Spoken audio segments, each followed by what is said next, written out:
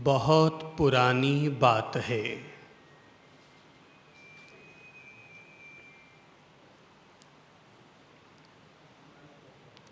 कहते हैं किसी समय देवताओं में इस बात को लेकर विवाद हो गया था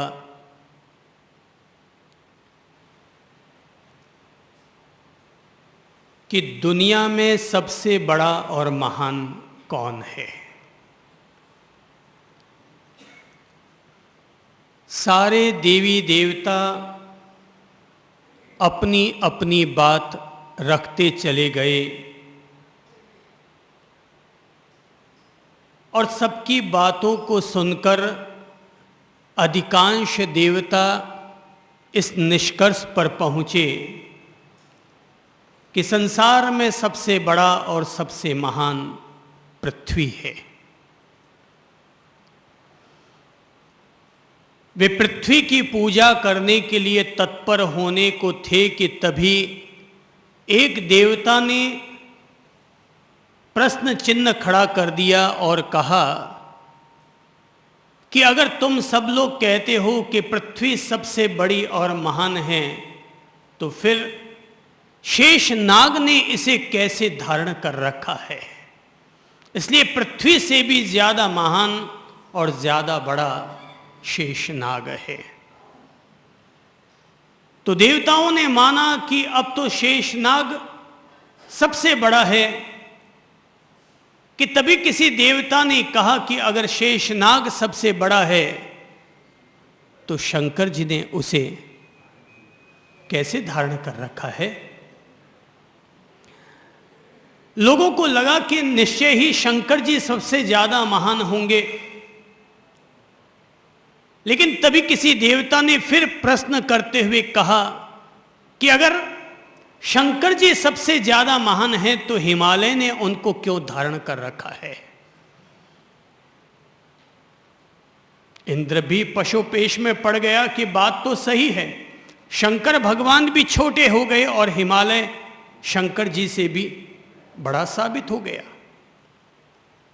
हिमालय के लिए जैसे ही घोषणा होने वाली थी कि तभी किसी देवता ने टिप्पणी की और कहा कि हिमालय कहां से बड़ा हो गया, हिमालय को तो हनुमान जी ने धारण कर रखा है। हिमालय को तो हनुमान जी ने अपने हाथ में धारण कर रखा है, इसलिए हिमालय से भी बड़ा और महान हनुमान जी हो गए। तो इसका मतलब यह हुआ कि हनुमान जी सबसे बड़े होंगे कि तभी किसी दूसरे ने टिप्पणी की और कहा हनुमान जी कहाँ बड़े हो गए, हनुमान जी तो स्वयं राम जी के चरणों में पड़े हैं, इसलिए राम जी सबसे बड़े और सबसे महान हो गए। तो दुनिया राम जी के पास जाने लगी कि तभी जैसे ही राम जी के पास पहुंची सारी दुनिया और ये सारे देवता, तो राम जी के पास पहुंचे तो जाकर देखा कि स्वयं राम जी गुरु वशिष्ठ जी के चरणों में गिरे पड़े हैं और कहते हैं कि भगवान मेरे जीवन की समस्याओं का समाधान करें। देवता निर्णय न कर पाए कि संसार में सबसे बड़ा महान कौन है। हमने राम को निर्धारित किया था, पर राम तो स्वयं गुरु वशिष्ठ जी के चरणों में पड़े हैं। राम जी के सामने प्रश्न रखा जाता है। राम जी कहते हैं भाई दुनिया में सारे लोग ही महान होते हैं, पर गुरु राम से भी बड़ा और महान हुआ करता है। और तब देवता इस निष्कर्ष पर पहुंच जाते हैं संसार में सबसे बड़ा कौन, सबसे महान कौन, गुरु। गुरु ही सबसे सर्वोच्च सत्ता है, गुरु ही सबसे बड़ी संपदा है। परमात्मा तक के द्वार खोलने के लिए, गोविंद तक पहुंचाने वाला अगर कहीं से रास्ता निकलता है तो वो एक अकेला रास्ता खुलता है, और वो रास्ता खुलता है गुरु के चरणों से, गुरु की गंगा से, गुरु के ज्ञान से। माना कि हर किसी बीज में एक पौधा, एक वृक्ष छिपा हुआ रहता है, लेकिन बीज को पौधे तक पहुंचने के लिए भी धूप, पानी, छाया, सब चीजों की जरूरत पड़ती है। कहते हैं कि तिलों में तेल होता है, लेकिन तिलों में से तेल निकालने के लिए भी घानी में पिरोना पड़ता है, तब कहीं जाकर के तेल निकलता है। हर बच्चे के भीतर सामर्थ्य है कि वो खुद चलना फिरना चालू कर सके, लेकिन बगैर माँ बाप की सहायता के कोई भी बच्चा चल फिर नहीं सकता, बड़ा नहीं हो सकता। ऐसे ही प्रत्येक व्यक्ति के भीतर ज्ञान की भले ही संपदा या संभावना क्यों न रहे, पर बिना गुरु के किसी भी व्यक्ति के भीतर ज्ञान की रोशनी, ज्ञान का प्रकाश, आत्मज्ञान का प्रकाश उदित नहीं होता। गुरु ही है जो अब तक युगों युगों तक ज्ञान और विज्ञान की अविरल धाराओं को अपने आप में थामे हुए है। इसलिए गुरु के चरण अपने आप में गंगा के समान निर्मल होते हैं। गुरु का हृदय अपने आप में किसी मंदिर की तरह पूजनीय होता है, और स्वयं गुरु का अवतार किसी तीर्थ और तीर्थंकर का अवतार और उसकी स्थापना कहलाती है। गुरु, गु का अर्थ होता है अंधकार और रू का अर्थ होता है दूर करने वाला। तो जो हमारे जीवन के अंधकार को दूर कर डाले उसका नाम है गुरु, जो हमारे जीवन को बदल डाले उसका नाम है गुरु। कि जिसके पास बैठने मात्र से हमारे अंतर मन में एक शांति की अजस्र धारा फूटने लगती है, जीवन में मोक्ष और परमात्मा तत्व को प्राप्त करने की अभिलाषा, उसकी तरंग, उसकी तमन्ना जगने लगती है, उसका नाम है गुरु। शायद दुनिया में अगर गुरु न होते तो ये सारी दुनिया मंदिरों में जाकर के केवल पत्थर की प्रतिमाओं की ही पूजा करती रहती, पर गुरु ही वो तत्व है जो कि इंसान के सामने खड़ा होकर गोविंद का एहसास देता है। गुरु ही हमारे सामने आकर भगवान के भजन का आनंद दिया करता है। गुरु ही हमारे सामने आकर के शास्त्र, सूत्र, अर्थ के रहस्यों को उद्घाटित किया करता है। इसलिए प्रत्येक व्यक्ति के जीवन में गुरु का महत्व है। आर्य सुधर्मा स्वामी ने जब जम्बू से यह कहने की कोशिश की थी कि भगवान श्री महावीर ने अपने महापरिनिर्वाण से पहले जिस विनय धर्म को आचरित करने की नसीहत दी थी, वो विनय धर्म मुख्य रूप से गुरुजनों के साथ जुड़ा हुआ धर्म है। अगर किसी भी व्यक्ति के जीवन में जब तक विनय के ही फूल न खिले, जब तक पत्थर में नरमाई न आई, पत्थर में से फूल न खिल पाए, तब तक वो पत्थर दुनिया में रखड़ता रहेगा। पर पत्थर को पूजनीय बनाने के लिए उसे गुरु के पास जाना पड़ेगा और अपने पर जमी हुई परतों को, अज्ञान की परतों को, मोह माया की परतों को, मूर्छा, विकार और वासना की पथरीली परतों को हटाने के लिए एक अकेला कोई शस्त्र है, एक अकेली अगर कोई छेनी है, एक अकेली अगर कोई हथौड़ी है, तो वो एक अकेली हथौड़ी है और वो है गुरु। यही तो वो तत्व है जो हमें जीवन के ज्ञान और विज्ञान देता है, ठेठ परमात्मा तक पहुंचाता है। भला आज तक किसी ने गुरु को देखा है, परमात्मा को देखा है? अपन कह देंगे कि मैंने गुरु को तो देखा है, लेकिन परमात्मा तत्व को मैंने नहीं देखा। सच्चाई ये है, गुरु गोविंद दो खड़े काके लागू पाए।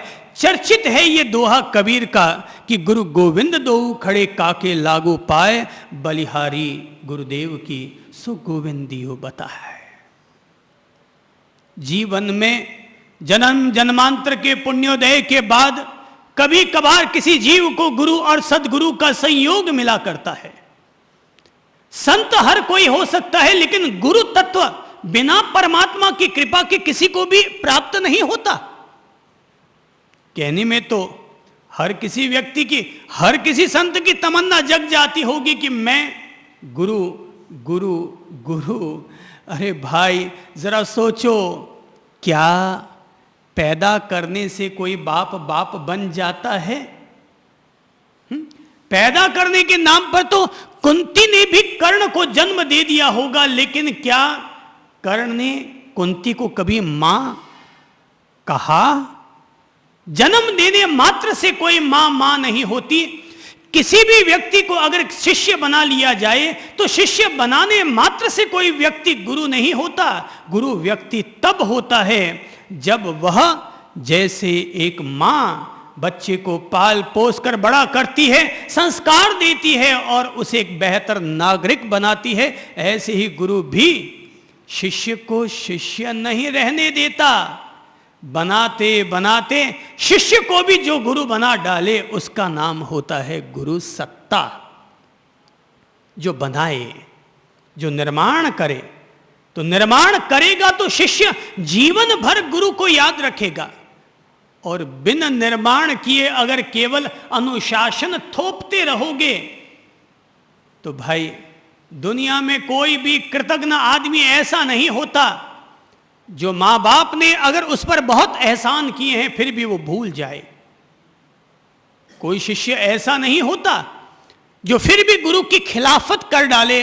हकीकत ये है कि गुरु निर्माण कम करता है। मैं गुरु तू चेला, मैं गुरु तू चेला, मैं बड़ा तू छोटा, मैं कहूं सो करना तेरा धर्म।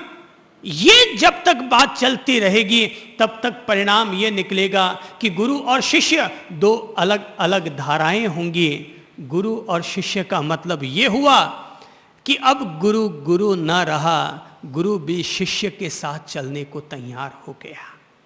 गुरु भी शिष्य के साथ चलने को तैयार हो गया।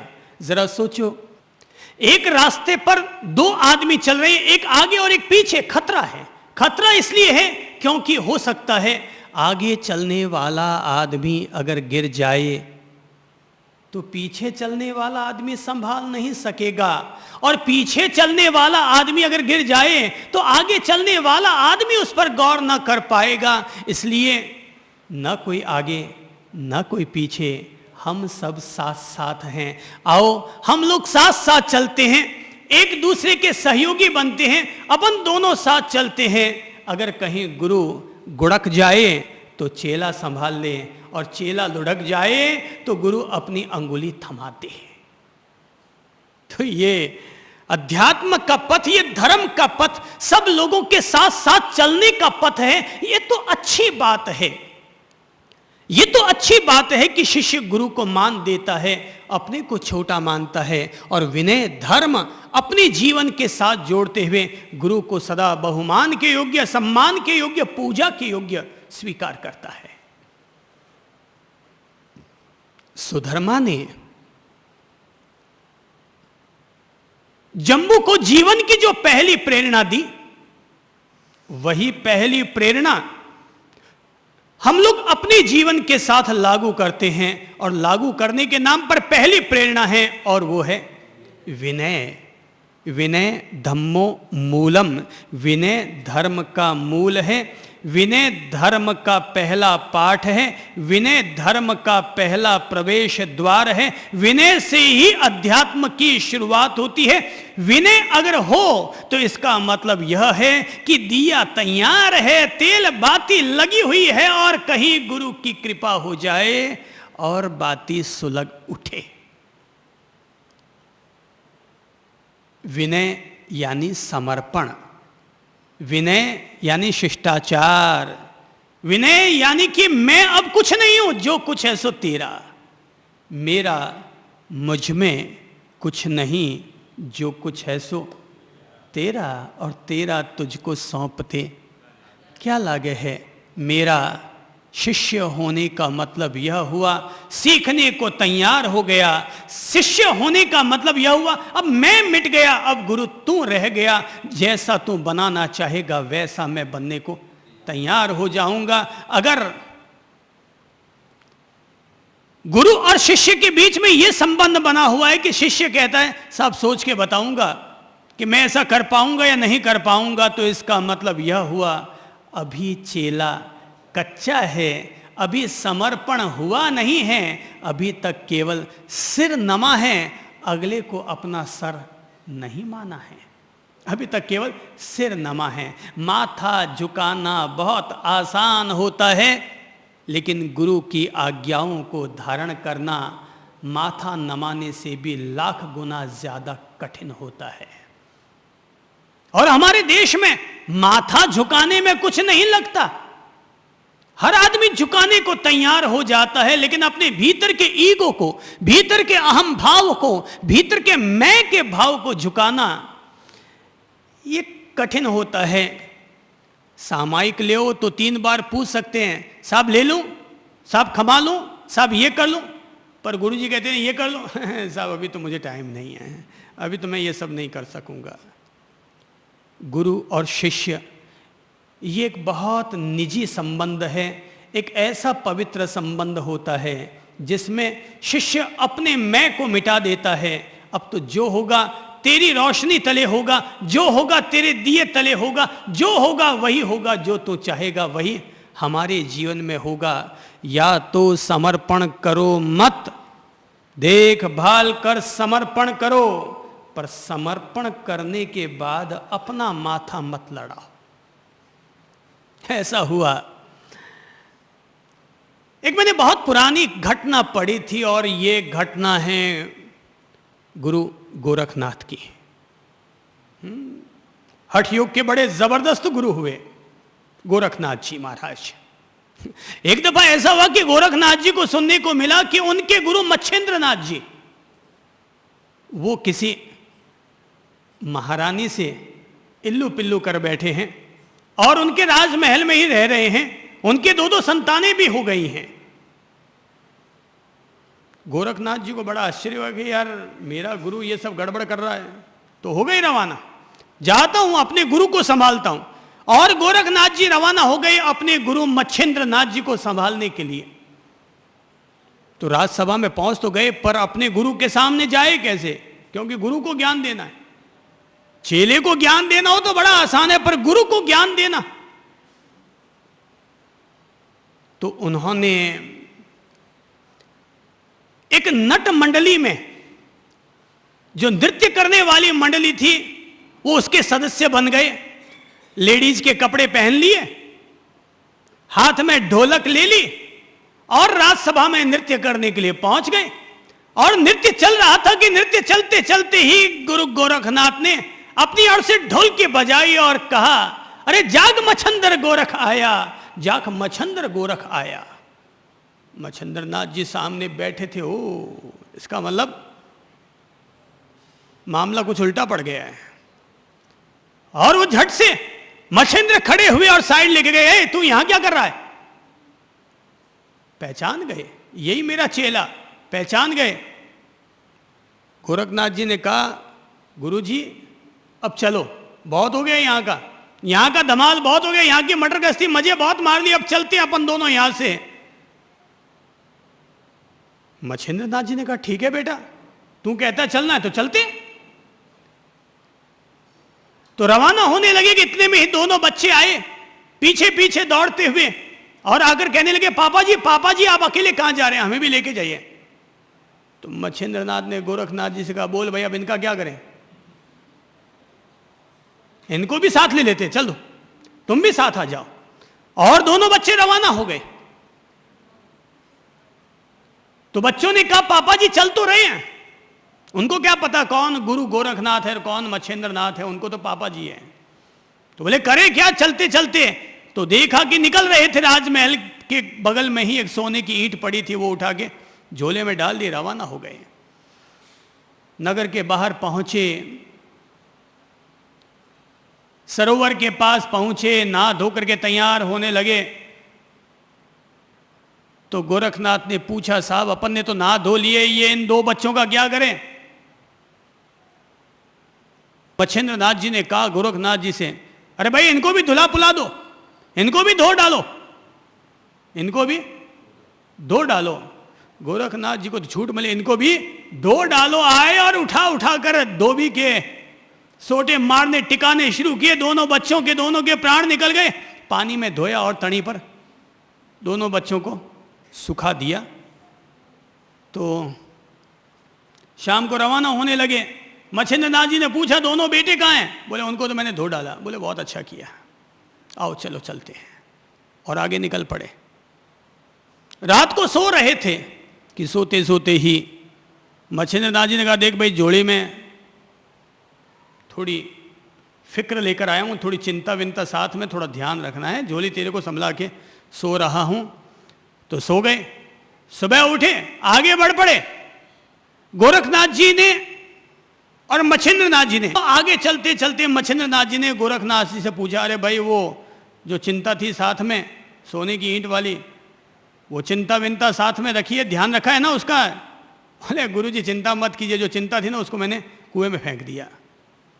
जो चिंता थी उसको मैंने कुएं में फेंक दिया। मच्छिंद्रनाथ जी ने कहा चलो अच्छा किया तूने, बहुत अच्छा किया। दोनों आगे निकल पड़े। दोनों आगे निकल पड़े कि इतने में ही एक गांव के करीब पहुंचे। मच्छिंद्रनाथ जी ने कहा गोरखनाथ जी से कि भाई देख तू एक काम कर, मैं पहले गांव में जाता हूं, तू पीछे आ जाना। मैं गांव में जाता हूं, तू पीछे चले आना। बोले ठीक है। मच्छिंद्रनाथ जी गांव की तरफ निकल गए। तभी उन्होंने देखा, थोड़े से और आगे बढ़े कि गोरखनाथ जी देखा कि मच्छिंद्रनाथ जी को तो किसी सांप ने काट खाया है और वो उनकी लाश सामने पड़ी है। गोरखनाथ जी के मन में बहुत फीलिंग होती है, अरे यार मैंने गुरु जी को सुधारना चाहा, पर ये सुधरे कि नहीं सुधरे पता नहीं, पर ये मर गए बेचारे। मुझे गुरु हत्या का पाप लग गया। रोते सुबकते उदास होते हुए गोरखनाथ जी गांव में पहुंचे। तो जैसे ही गांव में पहुंचे तो देखा कि वहां पर तो उत्सव मना हुआ है, होली के रंग खेले जा रहे हैं। गोरखनाथ जी ने पूछा कि बोलो भाई क्या हुआ तुम्हारे गांव में इतना ही उत्सव कैसे है? बोले कि आज कई सालों से एक बाबा समाधि में बैठा हुआ था और वो समाधि आज उनकी खुलने वाली है। वे 7 तालों के भीतर बंद पड़े हैं, 7 तालों के भीतर बंद पड़े हैं, 7 दरवाजों के भीतर बंद हैं और आज उनकी समाधि खुलने का समय आया है। सो सारा गांव उत्सव मना रहा है कि आज बाबा के दर्शन होंगे। गोरखनाथ जी को लगा यार मैं भी ऐसा कोई जबरदस्त योगी है तो मैं भी उसके दर्शन तो कर लूं। सो गोरखनाथ जी भी भीड़ में खड़े हो गए। इतने में ही ताले टूटने शुरू हुए अपने आप। एक टूटा दरवाजा खुला, दूसरा टूटा दरवाजा खुला और सारी भीड़ उस गुफा के अंदर चली गई। तो जाते ही सामने देखा कि गुरु मच्छिंद्रनाथ जी अपनी समाधि में आराम से बैठे और सबको दर्शन दे रहे हैं। गोरखनाथ ने अपने गुरु को अंदर पैकअप देखा, बोले अरे ये कौन सा माजरा है? मच्छिंद्रनाथ जी ने कहा गुरु क्या होता है गोरख ये तू क्या जानेगा? गुरु क्या होता है ये तू क्या जानेगा? अरे तू तो केवल बाहर का खेल देख रहा था, अभी तक मेरे भीतर की समाधि को तूने नहीं देखा। ये गुरु है भाई, गुरु समझने वाले ही इसको समझ सकते हैं। गुरु और शिष्य के जो संबंध होते हैं ये बड़े निजी संबंध होते हैं, बड़े आध्यात्मिक संबंध हुआ करते हैं। और अगर गुरु को पाया जा सकता है तो पाने का पहला सबसे सरल अगर कोई रास्ता होगा तो वो है विनय का रास्ता, समर्पण का रास्ता, मैं को मिटा देने का रास्ता। अब मैं कुछ नहीं, सब कुछ निःशेष, सब कुछ निःशेष, सब कुछ खत्म हो गया। मैं कुछ नहीं, जो तू बनाना चाहेगा वो बन जाऊंगा। कहते हैं मिट्टी घड़ा बनती है, पर कब बनती है? जब मिट्टी अपने आप को मिटाने को तैयार होती है। मिट्टी मिटती है तो घड़ा बनती है। और जब तक अपन सोचते रहेंगे मैं बना रहूं, मेरा विकास हो, मैं मेरा मेरा, मैं मेरा, तब तक कि जब तक ये मैं मेरा बना रहेगा तब तक गुरु के पास जाकर के भी नरक का रास्ता खोलते रहेंगे। और जिस दिन मैं और मेरा मिट जाता है उसी दिन कोई जम्बू सुधर्मा को पा लेता है, कोई गौतम महावीर को पा लेता है, कोई आनंद बुद्धत्व को उपलब्ध कर लेता है। तो शुरुआत है कहां से? कहां से करें अपन शुरुआत? विनय से, समर्पण से। जो आज्ञा गुरुदेव, गुरु ने कहा, एक शिष्य को बड़ा जबरदस्त रोग था, कई तरह की दवाइयां ले ली मगर फिर भी ठीक ना हुआ। गुरु के पास पहुंचा, गुरु ने कहा कि देखो सामने बिल पड़ा है, उसमें जाकर के हाथ डाल।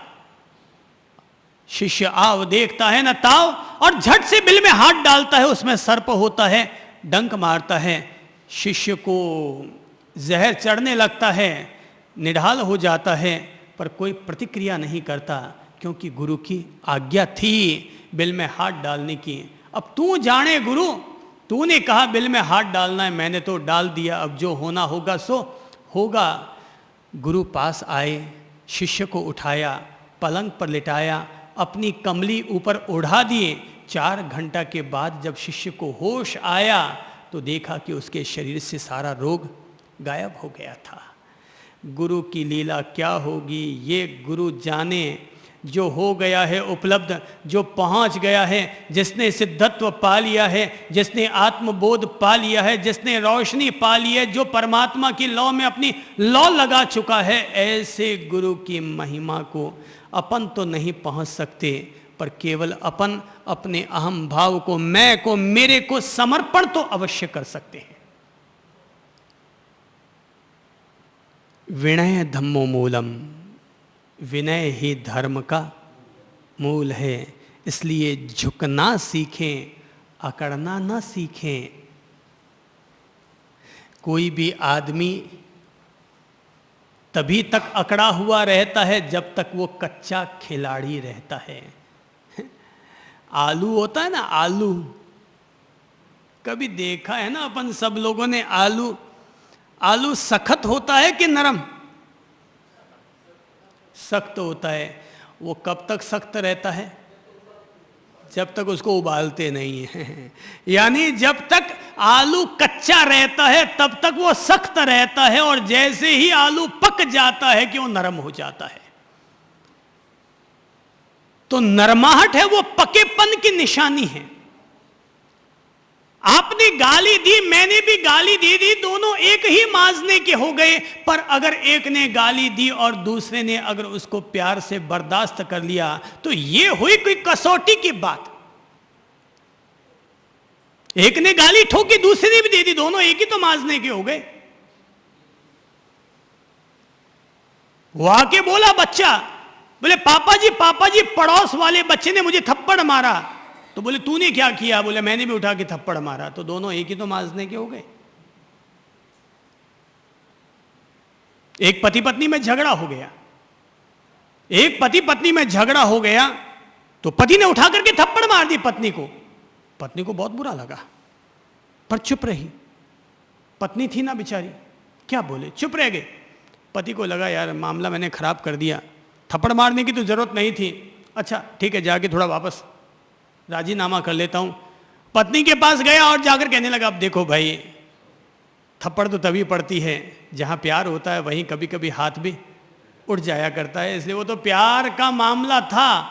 पत्नी ने आओ देखा ना, ताव उठा के 2 थप्पड़ मार दिए पति के। बोले रे ये क्या कर रही हो? बोले आप ही ने तो कहा था जहां प्यार होता है वहीं पर ही तो थप्पड़ मारी जाती है। अरे मैंने थप्पड़ मारी है, इसका मतलब यही तो हुआ कि मैं आपसे डबल प्यार करती हूं, क्योंकि मैंने 2 मारी है। क्योंकि मैंने 2 मारी है इसलिए मैं आपसे डबल प्यार करती हूं। अगर तुम इधर मारोगे वो भी उधर मारेंगे, अपन दोनों अगर एक ही माजने होके हो जाएंगे तब तो बात एक जैसी हो गई। पर एक ने थप्पड़ चलाया और सामने वाले ने फिर भी हमें पीने के लिए शरबत का प्याला थमाया।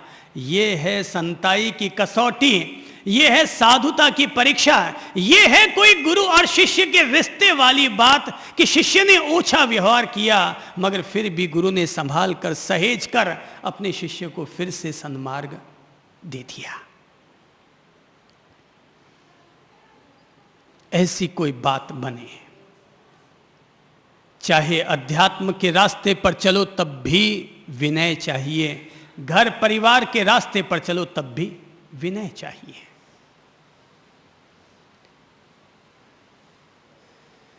विनय किन लोगों का करना चाहिए?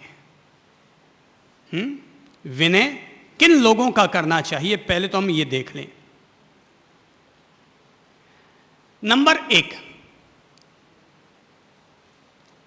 3 व की बात करूंगा। विनय व से शुरू होता है, तो 3 लोगों का विनय करना चाहिए, 3 व वालों का।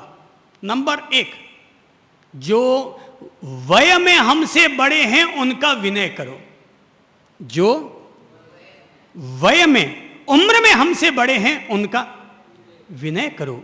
बड़े बुजुर्ग, आदरणीय माता पिता, दादा दादी, ताऊ ताई, बड़ों का विनय करो।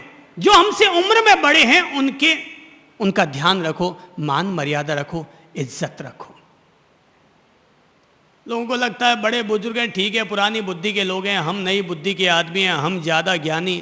भाई ठीक है, बड़े बुजुर्ग आदमी आप जितने पढ़े हुए नहीं होंगे, हो सकता है आप सीए हों पर आपके पिताजी केवल मैट्रिक ही हों।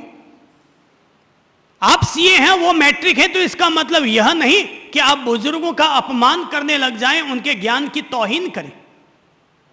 बड़ों का अपना महत्व होता है। एक दफा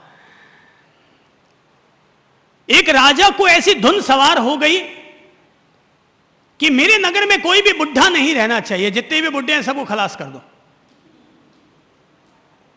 ये बुढ़े सब घर के भारभूत हैं, सबको मटिया मेट कर डालो। तो सैनिक निकल पड़े, सारे बुढ़ों को खत्म कर डाला।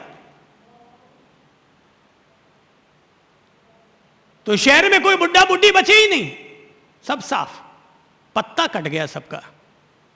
तो कहते हैं कि एक दफा राजा शिकार खेलने के लिए गया हुआ था, रास्ता भटक गए, मरुस्थल में भटक गए, पीने को पानी नहीं। अब पानी लाएं तो कहां से लाएं, लाएं तो कहां से लाएं।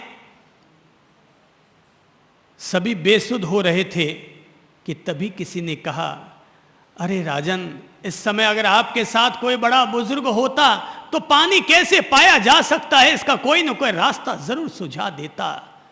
राजा ने कहा, अरे बुढ़ा आदमी कहां से सुझा देता, उससे तो चला भी नहीं जाता। दूसरे ने कहा, राजन, बुढ़े आदमी से चला तो नहीं जाया जा सकता, पर वो अपने अनुभवों से बता सकता है कि पानी को पाने की अब तरकीब क्या हो सकती है। तो बोले, अगर ऐसी बात है तो लाओ किसी बुढ़े को पकड़ करके। पुराने जमाने के जो राजा होते थे ना, वो ऐसे होते थे, अंधेर नगरी चौपट राजा, टके सिर बाजी टके सिर खाजा, वो ऐसे ही हुआ करते थे। तो बोले, लाओ किसी बुढ़े को पकड़ करके। कि तभी एक सैनिक ने कहा, राजन, अगर गुनाह माफ करें तो मैं एक बुजुर्ग व्यक्ति को ला सकता हूं। बोले, माफ, ले आओ। बोले, सर, मेरे स्वयं के ही पिता हैं। तुम्हारे पिता? तो तुमने मारा नहीं क्या? बोले, साहब, मेरे पिता से मुझे इतना प्रेम था कि मैं उन्हें मारने की हिम्मत ना बटोर सका, आपकी आज्ञा की मैंने अवहेलना कर डाली। बोले, ठीक है, ले गया बुढ़े को। बोले, मेरा गांव बगल में ही है। बुढ़े को लेकर आ गया तो पूछा, बता, तू बता, पानी कहां मिलेगा? उसने इधर उधर देखा। बोले, राजन, सांझ पड़ रही है, पानी मिल जाएगा। सांझ पड़ रही है, पानी मिल जाएगा। बोले, कहां से मिल जाएगा? बोले, राजन, 10 मिनट की स्थिरता रखो, देखता हूं, कहीं ना कहीं पानी मिलेगा। तभी देखते हैं कि कुछ जानवर, खरगोश, हिरण, अचानक धीरे धीरे आने लगे हैं। बोले, राजन, ध्यान दो, ये जानवर किधर जा रहे हैं? बोले, ये जानवर किधर जा रहे हैं? तो देखते हैं कि सारे जानवर अपने वैर विरोध भूलकर, शेर भी उधर जा रहा है, भालू भी जा रहा है, हिरण भी जा रहा है, खरगोश भी जा रहा है। बोले, जहां पर, जिस रास्ते में ये लोग अपना वैर विरोध भूल करके जा रहे हैं, उधर ही तुम्हें पानी मिल जाएगा। लोग उनका पीछा करते हैं। वे केवल 20 मिनट भी चल नहीं पाते कि उन्हें जल से भरा हुआ सरोवर, तलैया नजर आ जाती है। राजा समझ लेता है, हाँ, बुजुर्ग लोग हमारी तरह दौड़ तो नहीं सकते, हमारी तरह चल तो नहीं सकते, पर वय वालों का भी विनय किया जाना चाहिए, क्योंकि उनके पास अनुभवों का खजाना होता है, उनके पास ज्ञान का खजाना होता है। इसलिए वय वालों का विनय करो, बुजुर्गों के पास बैठकर सीखो। अगर दोस्त बनाना हो ना तो बराबर वालों को दोस्त बनाओगे तो घाटे का सौदा हो सकता है भाई, पर बूढ़े बुजुर्गों को अपना दोस्त बनाओगे ना तो फायदा ही फायदा होना है। जैसे मानो कि अगर वो दो बच्चियां बैठी है सामने, वे अगर एक दूसरे को दोस्त बनाएंगे ना तो मटर गश्ती तो कर लेंगे, पर दिन भर पैसा खर्च करेंगे, टाइम पास करेंगे। दोनों अगर 3 दिन भी साथ रह जाएंगे ना तब भी नहीं बता सकेंगे कि मैंने एक दूसरे से क्या पाया, सिवा खर्चा करने के और समोसा पकोड़ा खाने के अलावा मैंने कुछ किया, वो कुछ नहीं बता सकते। पर जरा एक बात देखो, जैसे मान लीजिए कि वो सामने एक बुजुर्ग विराजे हुए हैं, जरा एक बात सोचिए कि अगर अपन उनको दोस्त बनाएंगे तो अपने को फायदा होगा या घाटा होगा? फायदा होगा। उनके जीवन भर के अनुभव हमारे काम आएंगे, और बुजुर्ग हैं तो तय है कि वो हमसे खर्चा नहीं करवाएंगे। बोले नहीं नहीं बेटा, तू तो बच्चा है, तेरे से क्या खर्चा करवाऊं, मैं खर्चा करूं। तो भले ही अपन लोगों को लॉलीपॉप चूसना होगा, भले ही अपने लोगों को 5 स्टार चॉकलेट खानी होगी, मगर बुजुर्ग अगर हमारे दोस्त हैं तो उनका धर्म होगा कि हम अपने छोटे दोस्त के लिए खर्चा हम करें। बुजुर्गों को अगर दोस्त बनाओगे तो बुजुर्गों को दोस्त बनाना ठीक वैसे ही होता है जैसे छायादार और फलदार वृक्ष के नीचे बैठना हुआ करता है। जैसे किसी छायादार और फलदार वृक्ष के नीचे बैठना होता है, ऐसे किसी बुजुर्ग आदमी को दोस्त बनाने की तरह हुआ करता है। तो विनय करो। पहला विनय किसका करो? जो वय में हमसे बड़े हैं। नंबर 2, दूसरा व, विनय से दूसरा वह जोड़ेंगे हम, और वो है कि जो हमसे विद्या में बड़े हैं, हमसे ज्ञान में बड़े हैं, उनका विनय करो। तो जिनके पास ज्ञान ज्यादा है उनका विनय करो ताकि हमें ज्ञान मिले। मूर्ख के पास मूर्ख बैठेगा तो क्या होगा, और ज्ञानी के पास ज्ञानी बैठेगा तो क्या होगा? ज्ञानी के पास बैठेंगे तो ज्ञान बढ़ेगा, और मूर्ख के पास बैठेंगे तो थप्पड़ मुक्के चलेंगे। कौवों के बीच जाकर बैठोगे तो सिवा कांव कांव के और कुछ ना होगा, पर हंसों के बीच में जाकर बैठोगे तो बगुला भी हंस बन जाएगा। हैं? गंगा जी में अगर साधारण पानी जाकर गिरता है तो वो भी गंगोदक बन जाया करता है। जिनके पास विद्या है, ज्ञान है, उनका विनय करो, क्योंकि ज्ञान हमेशा आता तभी है जब व्यक्ति के भीतर विनय होता है। इसीलिए तो कहते हैं विद्या ददाति विनयम, विद्या विनय को देती है। सच्चाई तो यह है कि विनय है तो ही विद्या अर्जित होती है। अखड़ करके तो अपन किसी से ज्ञान पा ही नहीं सकते। वो पुरानी कहानियां आप लोग बोलते हैं ना, कि जिसमें कहते हैं कि महिला जाकर के पड़ोसन बुजुर्ग माँ से पूछ के आती है, मम्मी जी ये खाना बनाना है, कैसे बनाऊं? बोले बेटा ये कर लो, वो कर लो, वो कर लो, खाना बन जाएगा। और रोज पूछ पूछ कर आती है, और जैसे ही वो मम्मी जी बताती है, बगल वाली पड़ोसन, ओ ये तो मुझे पहले से ही आता था, ये तो मुझे पहले से ही आता था। ज्ञानी के पास गए, विनय लेकर ना गए, पहले से ही ज्ञानी बनकर के चले गए तो क्या पाओगे? एक गुरु अपने शिष्य को अपना मित्र बनाए, ये गुरु की लघुता है, पर शिष्य अगर अपने गुरु को अपना मित्र मान बैठे, यही उसकी हानि है। यहीं पर उसकी हानि हो जाती है। उसे लगता है ये तो ठीक है, वैसे ही है जैसे मैं हूं। वहीं पर ही वो हानि खा बैठता है, वहीं पर मात खा बैठता है। तो वो पुरानी कहानी आप लोग कहा करते हैं कि महिला जाती है पड़ोसन बुजुर्ग माँ के पास, जाकर पूछती है, मम्मी जी खीर बनानी है, कैसे बनाऊं? और मम्मी जी वो बता भी देती है, पड़ोसन मम्मी जी दूध गर्म करना, चावल डालना, पक जाए तो चीनी डालना, केसर इलायची डाल देना और ये सब कर लेना। और जैसे वो हाँ ठीक है मम्मी जी, ये तो मुझे आता था, ये तो मुझे पहले से आता था, ठीक है। तो कहते हैं वो एक दिन बुजुर्ग माँ जी को लगता है यार ये छोरी ये रोजाना आती है पूछने के लिए, और रोजाना पूछती भी ऊपर से धौंस और जमा जाती है, ये तो मुझे आता है। तो एक दिन की बात, घर में 50 मेहमान आने वाले थे, तो पति ने कह दिया था सुकून का दिन है तो थोड़ा लापसी वापसी बना लेना। बोले हाँ बिल्कुल बना लूंगी, आप तो जाइए। अब गई पड़ोसन के पास, बोले मम्मी जी लापसी बनानी है, कैसे बनाऊं? बोले आज तुझे बताती हूँ आज तुझे बताती हूँ। दलिया ले आना, पानी में पका देना, गुड़ वुड़ डाल देना, और जब उतर जाए ना तो उसमें थोड़ी इलायची विलायची डाल देना, थोड़े बादाम की कतरन भी डाल देना। बोले हाँ मम्मी जी ये तो मुझे आता था, बिल्कुल मुझे भी मेरी मम्मी ने ये सब समझाया होता, ये तो मुझे पहले से आता था। और जाने लगी कि तभी वो पड़ोसन मम्मी जी ने कहा अरे एक बात तो बता ना, भूल गई, थोड़ा वापस आ। बोले क्या? बोले इसमें 1 पाव तंबाकू सूंघने वाली वो ऊपर से डाल देना, बड़ा जायका आएगा। हाँ ठीक है मम्मी जी ये तो मुझे पहले से ही आता था। बोले अब जा रो, पहले से ही आता था तो पहले से ही आता था तो अब जा रो। और वो जाती, और आप समझ सकते हैं फिर माजरा क्या हुआ होगा। विनय करो भाई, विद्यावान गुणी अति चातुर। विद्यावान लोगों का विनय करो, उनका सम्मान करो। ज्ञानी का जितना सम्मान करोगे वो हमें शास्त्रों के सूत्र, अर्थ और रहस्य हमारे सामने उतने ही उद्घाटित करेंगे, और हमें जीवन का महान ज्ञान और विज्ञान हमें प्रदान करेंगे। इसलिए धर्म और अध्यात्म की शुरुआत ही विनय से हो जानी चाहिए। पहला पगथिया विनय का।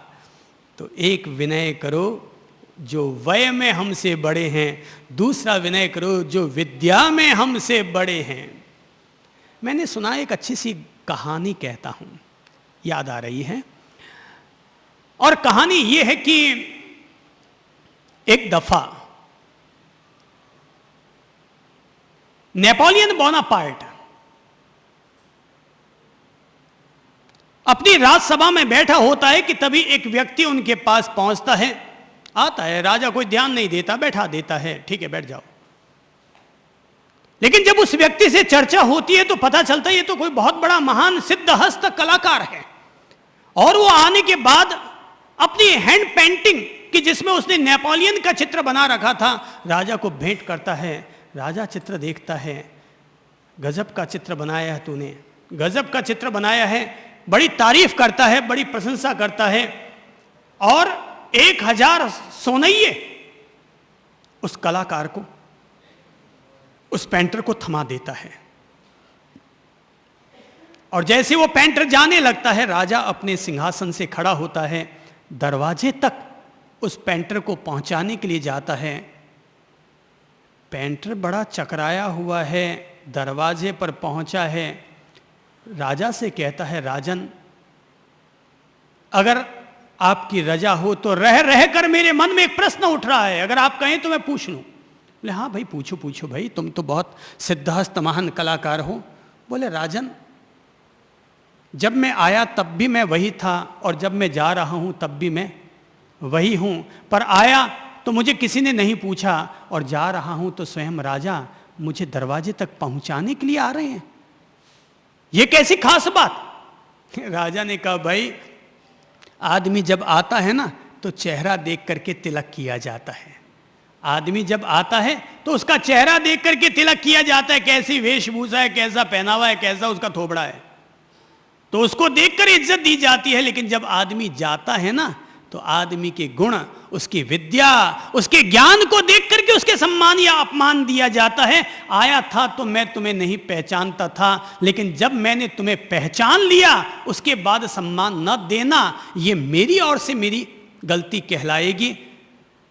पेंटर, जीवन जीने की कला यही है कि आदमी को विद्या अगर महसूस हो जाए कि ये व्यक्ति विद्यावान है, तो उस विद्यावान व्यक्ति का अधिक से अधिक सम्मान और विनय करना चाहिए। तो पहला विनय किसका? जो वय में बड़े हैं। दूसरा विनय किसका? जो विद्या में बड़े हैं। और तीसरा विनय उनका जो व्रत में जो हमसे बड़े हैं, तप और त्याग में जो हमसे महान हैं, उनका हमें विनय करना चाहिए। जो तप और त्याग में हमसे महान हैं, उनका विनय करना चाहिए। अब सोचो कि लोग संतों के पांव क्यों छूते हैं? क्या वजह? क्योंकि उनके पास हमसे ज्यादा व्रत हैं, हमसे ज्यादा तप और त्याग है, इसलिए लोग संतों के पांव छूते हैं। ये कोई परंपरा थोड़ी है कि भाई ये संतों के पांव छूना हमारा धर्म है। नहीं, वो हमसे ज्यादा व्रतों में हमसे ज्यादा बड़े हैं, महान हैं, इसलिए उनके पांव छुए जाते हैं। एक दफा जब मैं गांधी मैदान जा रहा था तो मैंने देखा कि एक बुजुर्ग, उम्र होगी तकरीबन 84-85 वर्ष की,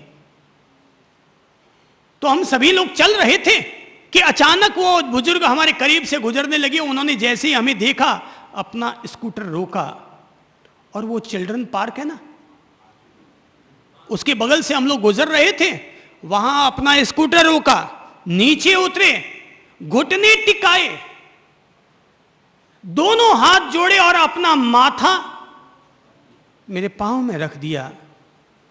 मैं उसको देखकर करबद्ध हुआ, उनके सामने झुका और मैं उनको यह भाव रखते हुए प्रणाम करने लगा, अरे वाह रे हिंदुस्तान, ये तेरी कैसी श्रद्धा है कि लोग अपने सामने किसी व्रती और तपस्वी को, किसी संत को देखते हैं तो एक 85 वर्ष का बुजुर्ग व्यक्ति एक 40 वर्ष के संत के सामने इस तरह से नतमस्तक होता है।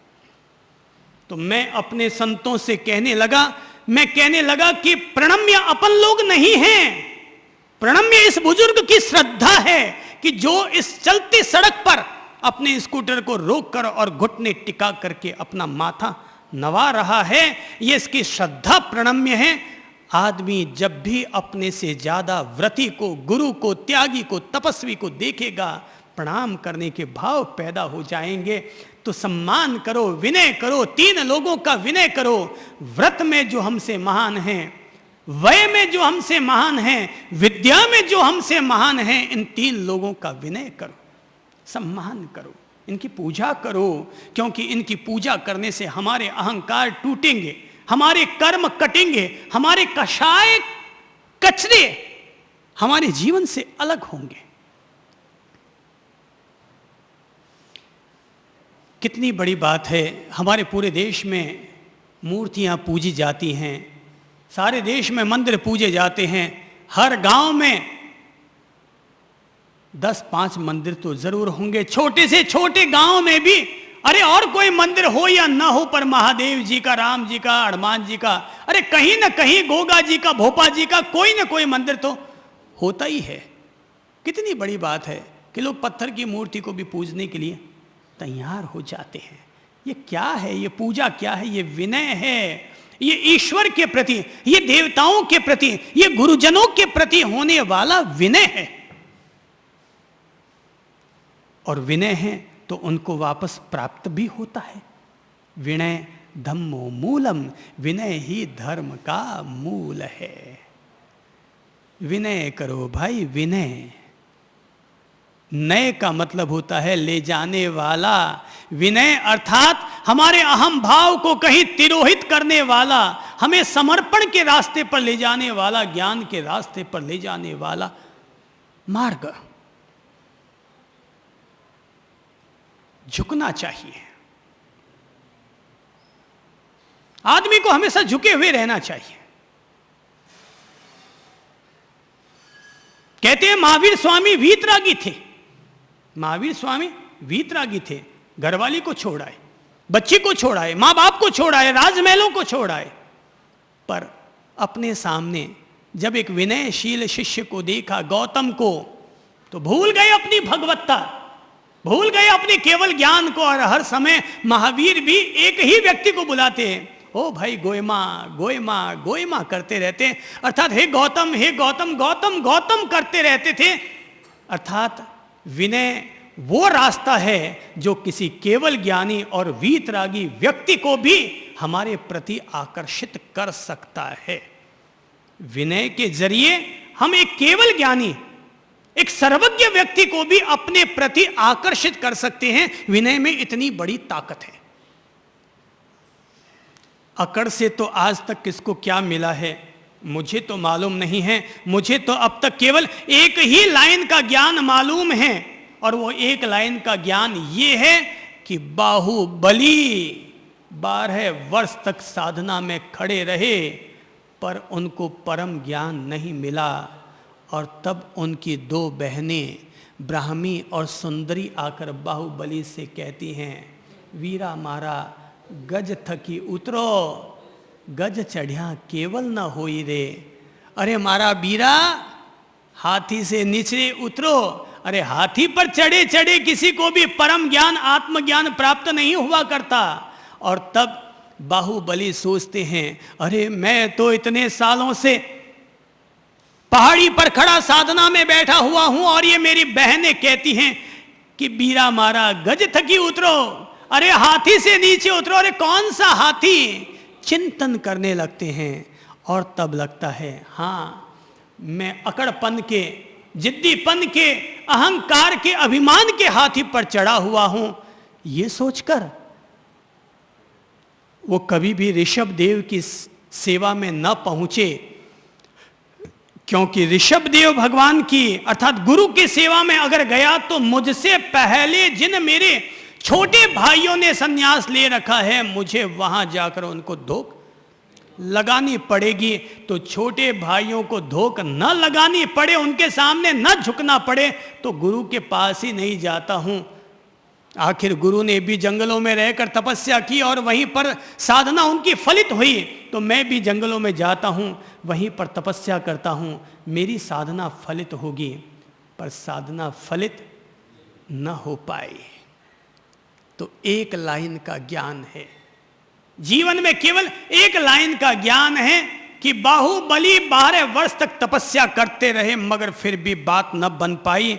पर जैसे ही अपने छोटे भाइयों को प्रणाम करने के लिए कि मुझसे पहले जो प्रवर्तित हो चुके हैं संत, अब मैं जाकर के उनको प्रणाम अपना समर्पित करूंगा और अभिमान रूपी हाथी से नीचे उतरूंगा, ये सोचते हुए जैसे वो एक कदम बढ़ाते हैं कि उनको केवल ज्ञान प्राप्त हो जाता है। जीवन में केवल एक लाइन का ज्ञान है, ये जीवन में केवल एक लाइन का ज्ञान है अगर किसी को भी लेना हो, और वो लाइन ये है, नीचे उतरेंगे, नीचे झुकेंगे तो आदमी के सामने केवल ज्ञान की रोशनी होगी। केवल एक ज्ञान, एक लाइन का ज्ञान है कि झुकने वाला पाता है, अकड़ा हुआ रहने वाला 12 वर्ष तक भी खड़ा का खड़ा ही रह जाता है।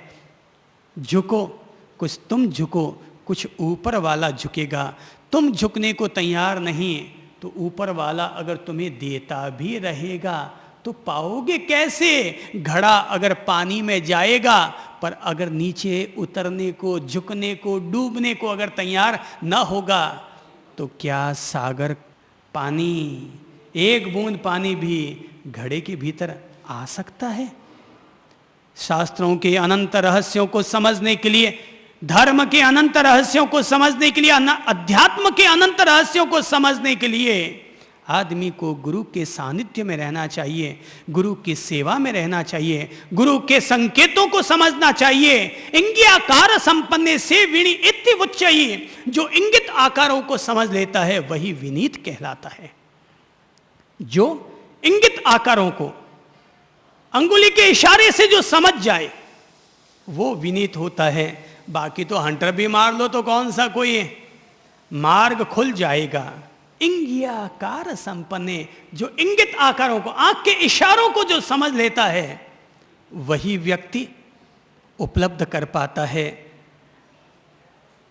कहते हैं द्रोणाचार्य ने अपने सारे शिष्यों को एकत्रित कर लिया था और कहा कि देखो सामने लक्ष्य साधना है, देखो तुम्हें क्या दिखाई दे रहा है। कोई कहता है आसमान, कोई कहता है पेड़, कोई कहता है डाल, कोई कहता है चिड़िया। इंगियाकार संपन्ने से विणी एत्य उच्चयी, जो आंख के इशारे को समझ जाए वही सच्चा शिष्य हुआ करता है। और अर्जुन ने आंख का इशारा समझ लिया था। गुरु ने आंख जब यों की थी कि देखो सामने क्या दिखता है, इस आंख के इशारे को जिसने समझ लिया उसने बताया, साहब मुझे तो केवल एक आंख दिखाई दे रही है सामने कि मुझे उसका लक्ष्य संधान करना है। सच्चा शिष्य तो बहुत सारे हो जाते हैं। हर आदमी अपनी जिंदगी में किसी न किसी का तो शिष्य हुआ ही है। मां के पेट में तो अपन कोई कखा सीख के नहीं आए, 12 खड़ी सीख के नहीं आए, बाद में सीखा है। तो कभी न कभी किसी न किसी के तो शिष्य बने ही होंगे। जो आदमी जिस किसी गुरु से 12 खड़ी का ABCD का भी जिसने ज्ञान पा लिया है, उस शिष्य का दायित्व होता है वो उस गुरु का भी विनय करे। और जो व्यक्ति उस गुरु का विनय नहीं करता, वही व्यक्ति मर करके किसी चांडाल कुल में पैदा हुआ करता है। ऐसा ये धर्मशास्त्र कहते हैं, ऐसा ये धर्मशास्त्र कहते हैं। विनय, ज्ञान विनय, दर्शन विनय, चारित्र विनय, तप विनय, ज्ञान विनय। तो सम्मान करो जो ज्ञान के उपकरण हैं, ज्ञान के जो साधन हैं उनका सम्मान करो। किताब है तो किताब का, कलम है तो कलम का, कहीं भी कलम मत पटक दो, कहीं भी किताब मत फेंक दो। इज्जत करो उसकी, उसकी इज्जत करना सीखो कि जिस किताब से हम ज्ञान प्राप्त कर रहे हैं उसकी हमेशा इज्जत करो। कभी भी अखबार के ऊपर मत बैठो।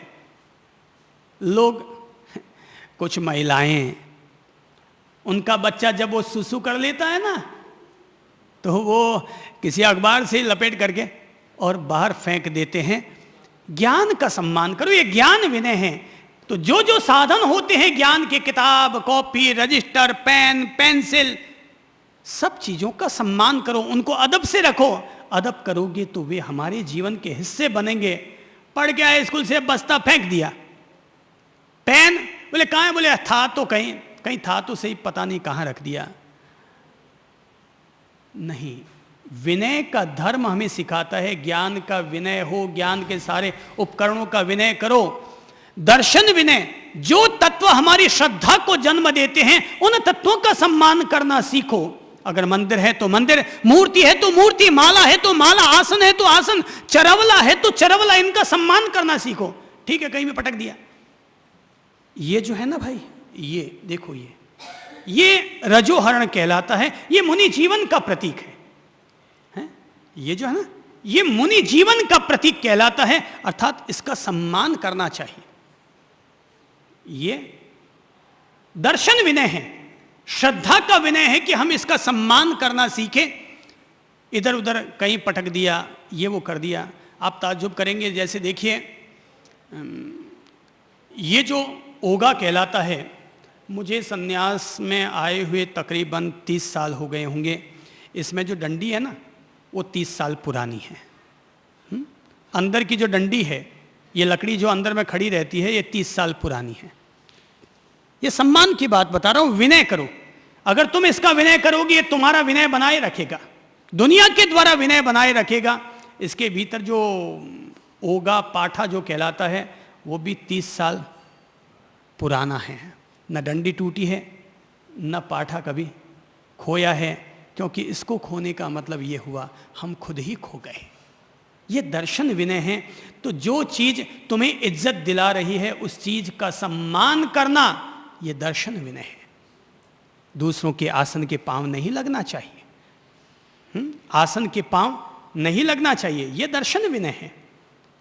तो क्या चीज हमारी मर्यादा में आती है, उन चीजों का ध्यान रखें जो हमारे संयम के उपकरण हैं इत्यादि, ये सब चीजों का सम्मान करना सीखें।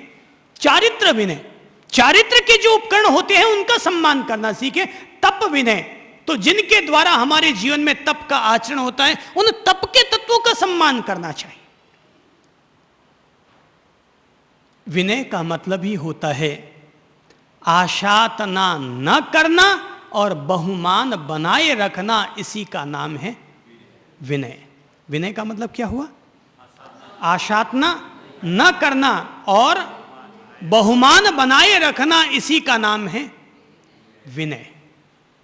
अवहेलना न करना, उपेक्षा न करना, और उसके प्रति अपना सम्मान बनाए रखना, इसका नाम है विनय। परिवार में रहें तो भी विनय से।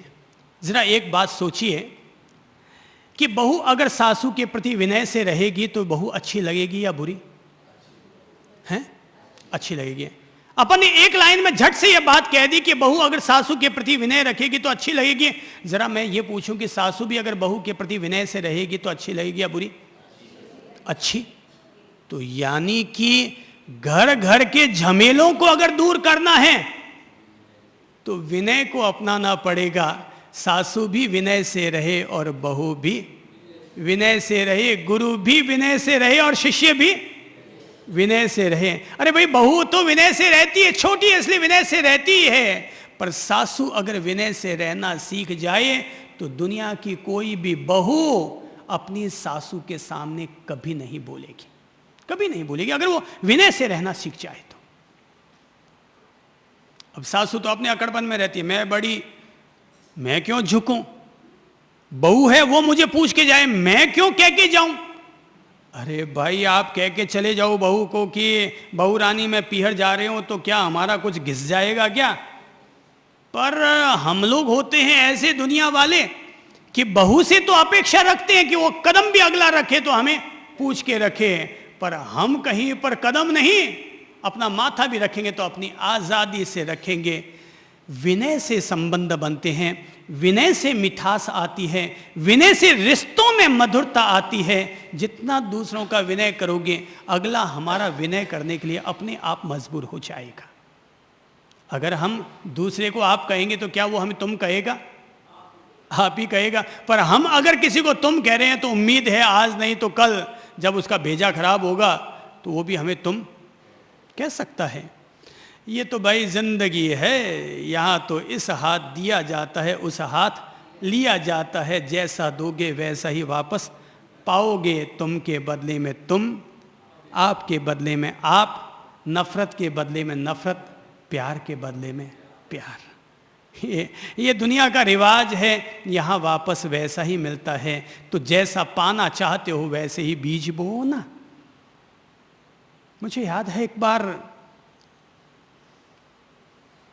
एक लड़की है, अच्छी पढ़ी लिखी, पैसे वाले अमीर बाप की बेटी, नखरे वाली, शादी हो गई। अब घर में तो नौकर चाकर कोई काम वाम करती नहीं थी, कपड़े भी धोने वाली बाई, प्रेस भी करने वाला नौकर, खाना बनाने वाली बाई, झाड़ू साफे करने वाली बाई, सब काम दूसरों के भरोसे उसका काम है। कॉलेज जाना, मस्तियां मारना, मोबाइल घुमाना, स्कूटी चलाना, मजे मारना। तो शादी हो गई। अब शादी होने के बाद तो कई तरह के पापड़ बेलने पड़ते हैं, इसलिए अपनी बेटियों को केवल मोबाइल मत पकड़ाओ, बेलन भी पकड़ाओ ताकि रोटियां बेलनी सीख सके। केवल मोबाइल से जिंदगी नहीं चलती है, जिंदगी चलाने के लिए और भी बहुत कुछ चाहिए,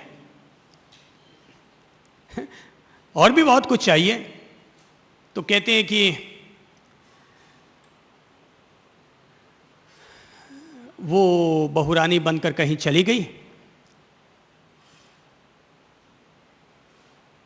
सासू को काम बता दें तो काम धाम करना आता था नहीं, तो काम करती नहीं। बोले मैं क्या आपके घर की नौकरानी हूं क्या जो काम करूं? अब वो सासू बहू में अनबन, ननंद भाभी में अनबन, जेठ से भी अनबन, ससुर साहब से भी अनबन, कोई काम करे ही नहीं, केवल सेठानी की तरह बैठी रहे, बन ठन करके, 16 श्रृंगार सज करके, और बस मोबाइल फोन, पिक्चर, मटर गश्ती, ये वो सब। तो आखिर घर वाले तंग आ गए, यार ये कैसी बहू आ गई, छाती कूटा कहीं का। तो एक दिन उस बहुरानी के पिताजी का फोन आया कि भाई राखी करीब आ रही है, राखी करीब आ रही है, बहुरानी को भेजना है। बोले हाँ साहब, कल क्यों, आज ही ले जाइए ना आप। ससुर साहब ने कहा साहब आप कल क्यों, आज ही ले जाइए ना। और भाई आता है, अपनी बहन को लेकर निकलने लगता है। रास्ते में खूब बातें होती और वो बताती है कि ससुराल वाले सब ऐसे हैं वैसे हैं, सब लड़ते रहते हैं, झगड़ते रहते हैं, ये वो सब, कोई मुझे प्यार नहीं देता। घर पहुंचती है, पापा जी के पास जाती है, जाती है गले लग जाती है, रोने लगती है। बोले क्यों बेटा क्या हुआ, तेरा ससुराल कैसा है? बोले मेरा ससुराल नरक है, नरक। बोले नरक है? अरे पता नहीं पापा जी आपने काम मुझे डाल दिया। तो बोले अच्छा। बोले तेरे ससुर साहब कैसे हैं? मेरे ससुर एक नंबर के छाती कूटे। बोले तेरी सासू कैसी है? बोले मेरी सासू डायन है डायन। बोले तेरी ननद कैसी है? बोले नागण है नागण। तो घर के जितने लोगों के लिए पूछा, सारे के सारों के लिए ऐसे ही जवाब मिला। बाप ने सोचा यार घर में एक आदमी खराब होता है, 2 आदमी खराब होता है, सारे के सारे डाकण नागण और डायन। तो बोले पड़ोसन कैसे हैं, पड़ोसी लोग कैसे हैं? बोले लुच्चे लफंगे बदमाश। पापा को लगता है यार मामला कहीं कुछ गड़बड़ है, क्या करें? तो बोले चंदा प्रभु जी को याद करें, लेके आ गए। बोले साहब इसकी ये सब समस्या है, क्या करना चाहिए? मैंने कहा बहन आप चाहती हैं कि आपके ससुराल वाले सब आपसे राजी रहें? बोले हाँ साहब मैं चाहती हूं कि मेरे ससुराल वाले मुझसे राजी रहें। मैंने कहा बहन एक काम करना, मैं आपको चंदन का चूर्ण अभिमंत्रित करके देता हूं, उसको रोजाना सुबह अपने माथे पर तिलक करते हुए लगा लेना, पर एक शर्त है। तो बोले शर्त क्या है? मैंने कहा भाई आज से एक काम करना, और काम ये है आज के बाद अपने ससुराल वालों का पूरा सम्मान विनय और बहुमान करना शुरू कर देना। वो कहे ऐसा, ले साहब ऐसा, अपना माथा मत लड़ाना, वो जिसमें राजी हो वैसा कर देना। और अगर वो कोई डांट लगा भी दे तो विनय धर्म को अपनाते हुए शांति से उसको सहन कर लेना। बोले ठीक है गुरुजी, बात पक्की हो गई। चली गई, घर में पहुंची, जाते ही सासू माँ को विनय का पाठ सीख लिया था ना, तो जाते ही ससुराल में मम्मी जी के सासू माँ के पांव छुए। सासू माँ चौंकी, अरे यार आज ये क्या गजब हो गया, 6 महीने में शादी करके आई तो पांव ना छुआ और आज ये घर में आते ही पांव छुआ। मम्मी जो कहना पड़ा हाँ भाई जीवता रहो सुखी रहो। तो उसको भी लगा हाँ यार मैं झुकी तो मुझे आशीर्वाद मिला कि हाँ भाई खुश रहो। घर में चली गई कि जैसे ही आगे बढ़ी कि नीचे दिखाई नहीं दिया, गिलास पड़ी थी कांच की और ठोकर लगी और वो फूट गई। ससुर साहब ने कहा अंधी है क्या, देखती नहीं है क्या? बोले ससुर साहब सॉरी गलती हो गई, अब दोबारा ध्यान रखूंगी। और यूं कहते हुए आगे बढ़ गई। ससुर ने सोचा यार आज इसको क्या हो गया, रोजाना तो ये 10 पलट कर जवाब देती थी, आज इसको क्या हो गया? उल्टा ये कहा सॉरी पापा जी आइंदा ध्यान रखूंगी। यार बात तो नहीं, मुझे भी अंधा नहीं कहना चाहिए था, नहीं यार मुझे भी थोड़ा तमीज से बोलना चाहिए था, मैं भी थोड़ा गुस्से में आ गया। बात धीरे धीरे सुधरने लगी। ऐसी सुधरी विनय ने, शांति ने उनके घर को इतना स्वर्ग जैसा सुकून दे डाला कि 6 महीने के बाद जब लड़की के पापा जी का फोन आया कि बिटिया को पीहर भेज दो, ससुर ने कहा नहीं साहब हम नहीं भेज सकते, अगर हमारे घर से बहू चली जाएगी तो हमारे घर का स्वर्ग सुकून खत्म हो जाएगा, हम अभी नहीं भेज पाएंगे। पिताजी ने कहा साहब भेज दीजिए, उसकी मम्मी बहुत याद करती है। बोले एक शर्त पर भेजेंगे, तीसरे दिन वापस हमारे घर में आ जानी चाहिए तब तो हम भेजें। बोले हाँ साहब भिजवा दूंगा। उसको भी आश्चर्य हुआ पिताजी को, यार पहले मैंने फ़ोन किया तो बोले कल ले जाते हो तो आज ले जाओ, और आज कहते हैं कि नहीं साहब तीसरे दिन ही वापस घर पर पहुंचा देना। क्या बात है, मामला कुछ सुधर गया है क्या? तो बहू रानी अर्थात अपनी बेटी वापस घर पर आई। आते ही पिताजी गले लगी और जैसे ही पिताजी ने पूछा बोलो बेटा तुम्हारा ससुराल कैसा है? बिटिया ने कहा पापा मेरा ससुराल अरे इतना अच्छा है कि अब मुझे किसी स्वर्ग को पाने की इच्छा भी नहीं रही है। ओ तो बोले ससुर साहब कैसे हैं? बोले बिल्कुल पापा आप जैसे हैं, अब तो मुझे इतना प्यार करते हैं कि आपकी भी मुझे याद नहीं आती। बोले मम्मी? बोले मम्मी ने तो मम्मी को भी भुला दिया, मम्मी ने तो मम्मी को भी भुला दिया। अब वो मुझे इतना प्यार करती है कि मुझे खाना खिलाए बगैर वो खाना भी नहीं खाती, क्योंकि पहले 3 महीने तक तुमने खाना नहीं खाया था मम्मी को खिलाए बगैर, तो अब मम्मी जी भी तुम्हें खिलाए बगैर खाना खुद नहीं खाती। बोले ननंद? बोले बिल्कुल मेरी सहेली बन चुकी है। बोले पति? बोले मेरे पति तो साक्षात देवता। बोले पड़ोसी? बोले कि इतने अच्छे हैं मेरे पड़ोसी, मेरे सुख दुख का हर चीज का मेरा ख्याल रखते हैं। वो पिताजी उस बिटिया को लेकर मेरे पास आए और बोले साहब आपने तो मेरी बिटिया का ससुराल और उसका घर ही बदल डाला, स्वर्ग बना डाला।